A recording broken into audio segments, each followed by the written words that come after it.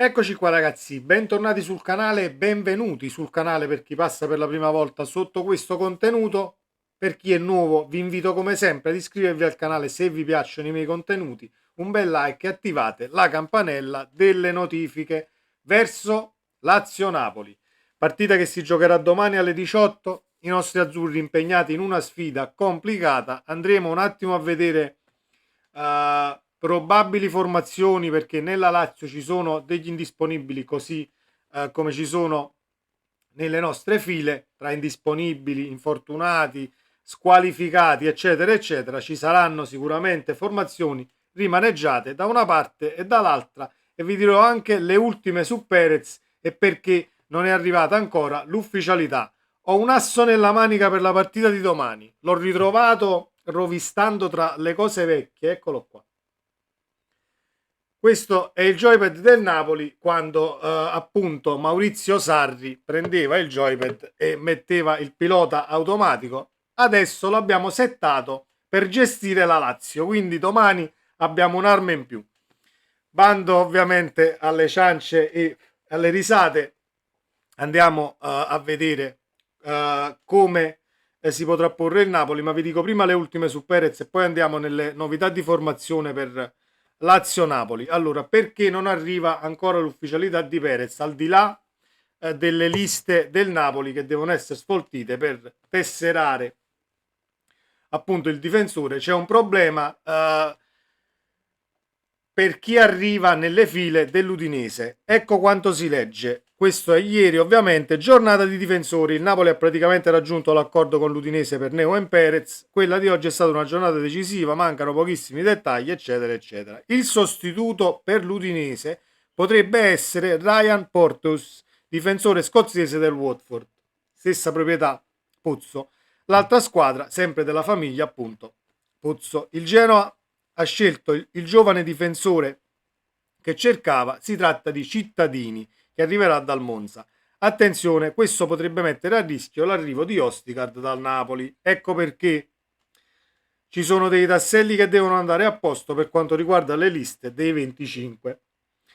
Quindi aspettiamo un attimo ciò che succede nelle file dell'Udinese e poi trarremo le nostre conclusioni. Si parla e si dice che le visite mediche siano fissate per martedì, ma dobbiamo stare attenti diciamo giorno per giorno a ciò che succede per quanto riguarda l'arrivo del centrale difensivo. Sul sostituto scelto dall'Udinese, sul suo portale il giornalista di Sky aggiunge, il giornalista di Sky che non viene nominato, un giornalista di Sky. Come sostituto del Classe 2000 l'Udinese valuta Ryan Porteous, centrale scozzese classe 99 di proprietà del Watford. In questa stagione Porteous ha giocato 25 partite tra Championship e Coppe, servendo anche 3 assist. Grazie alle sue prestazioni il centrale, che vanta anche 6 presenze con la sua nazionale, è ora seguito dall'Udinese per sostituire Neo Perez, ormai vicinissimo al passaggio al Napoli. Quindi secondo me Perez arriva e non è un'operazione così come giustamente alcuni di noi stanno pensando, ma fa che riviviamo la stessa situazione Cabrivega eccetera eccetera. Non credo che sia la stessa cosa, perché è solo diciamo un cambio di tasselli tra Udinese e Napoli per quanto riguarda la linea difensiva. Ha trovato loro il centrale, Neuen Perez sarà del Napoli. Vediamo poi Ostigard o chi per Ostigard nella lista debba uscire per tesserare un altro acquisto. Vedremo poi il Napoli come si comporterà. Per quanto riguarda Lazio-Napoli, allora le formazioni, le ultime di formazione, eccolo qua. Allora, notizia ovviamente di ieri, poi nel caso da qui a domani dovremo sopperire ad altre mancanze, mi auguro di no. Vedremo poi il da farsi. Un Napoli in piena emergenza verso la sfida dell'Olimpico contro la Lazio. Saranno molte le assenze da affrontare, mancheranno gli squalificati Simeone, Caiusta e Kvaratskhelia, gli infortunati Meret, Olivera, Nathan con Osimhen e Anghissà, impegnati in Coppa d'Africa. La formazione dovrebbe essere questa: Gollini tra i pali, Di Lorenzo, Rachmani, Juan Jesus, il trio difensivo. Sugli esterni Mazzocchi a destra, Mario Rui a sinistra, Lobotka e Zielinski in ballottaggio con Demme a centrocampo, quindi potremmo anche vedere il doppio regista, tra virgolette, a meno che Mazzarri non schieri direttamente Den Donker dal primo, ma non credo, quindi credo che molto probabilmente ci sarà spazio per Zielinski e mi auguro che Zielinski voglia chiudere la carriera a Napoli in maniera rosea e non si faccia di nuovo, diciamo, abbattere o condizionare dalle voci di mercato che lo danno all'Inter per la prossima stagione. Il centravanti sarà Raspadori con Politano a destra e Lindstrom a sinistra, con Gonch pronto a subentrare a gara in corso. Mi auguro che sia Lindstrom il calciatore che sostituisca Quara, perché si è già parlato forse di un Gonch che potrebbe partire titolare a sinistra, sempre con Raspadori e Politano. A me mi sta anche bene Raspadori, Lindstrom, Politano a destra e con Gonch pronto a subentrare. Altrimenti da questo tridente io tolgo Raspadori e metto un Gonch che ha già fatto la prima punta, è più alto, ti puoi giocare anche qualche cross in più, hai qualche alternativa in più a livello fisico, perché Raspadori ovviamente pecca di altezza ed è un centravanti palla a terra scusate, è un centravanti, un falso 9, un trequartista, chiamatelo come volete, tanto il ruolo ancora deve essere ben definito al nostro Raspa, però predilige comunque palla a terra perché fisicamente va comunque a cozzare con centrali difensivi che sono alti, sono ovviamente belli grossi, quindi c'è bisogno di rapidità di passaggio. Mi auguro che Raspadori sia una scelta comunque giusta, anche se per come ci stiamo ponendo con il cambio modulo credo che un tantino soffrirà Raspadori come unica punta lì davanti. Poi vedremo il Napoli come si porrà a livello offensivo, perché questa è appunto la cosa che voglio vedere, al di là della partita con l'Inter dove siamo stati impeccabili o quasi, ovviamente, a parte il gol subito nella Supercoppa. A livello difensivo siamo stati a dir poco impeccabili, quindi subentrerà questa fase offensiva che ovviamente va studiata e va fatta come si deve, perché il Napoli, anche il Napoli di Mazzarri, non era quello lì di 10 anni fa, al di là di chi aveva in rosa, non era un Napoli tutto difensivo.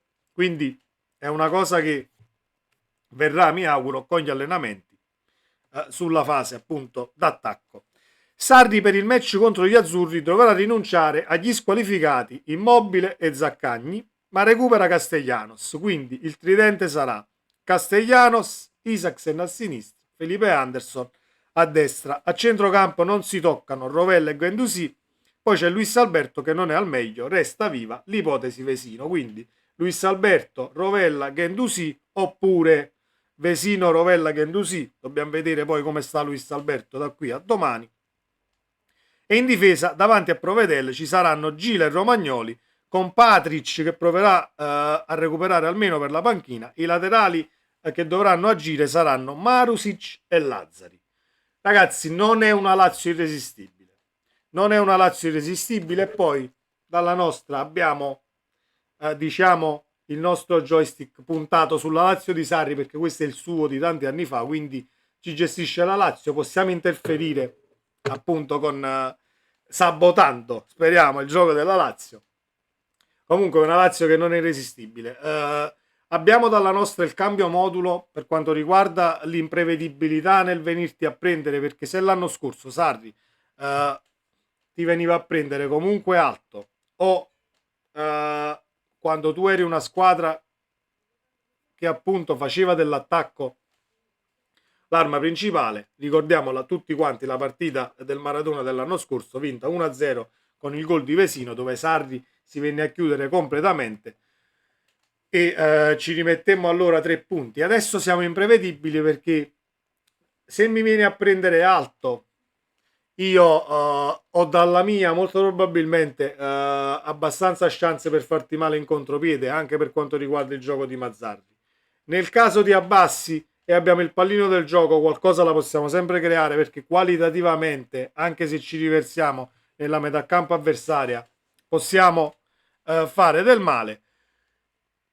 Dipende tutto da come si porrà la Lazio domani, perché se dobbiamo fare una partita difensiva come quella che abbiamo fatto contro l'Inter, e ovviamente di conseguenza hai una Lazio riversata nella tua metà campo, allora c'è bisogno di rapidità in contropiede e nelle ripartenze bisogna fare le scelte giuste e i movimenti giusti, visto che dovrebbero giocare Lindstrom e Politano dietro Raspadori o ai lati di Raspadori, mettetela come volete, anche se poi credo si accentreranno un po' i due esterni dietro la punta.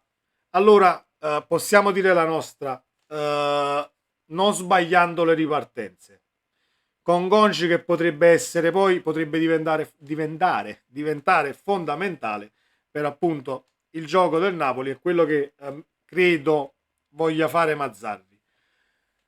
Non si ripasserà più alla difesa a 4 e per me va bene così perché finalmente sono stati rotti tutti gli indugi e non si guarderà più a ciò che è stato, ma bisogna guardare al presente e questo quarto posto da raggiungere. E a soli 3 punti la Fiorentina affronterà l'Inter in una partita tutt'altro che semplice.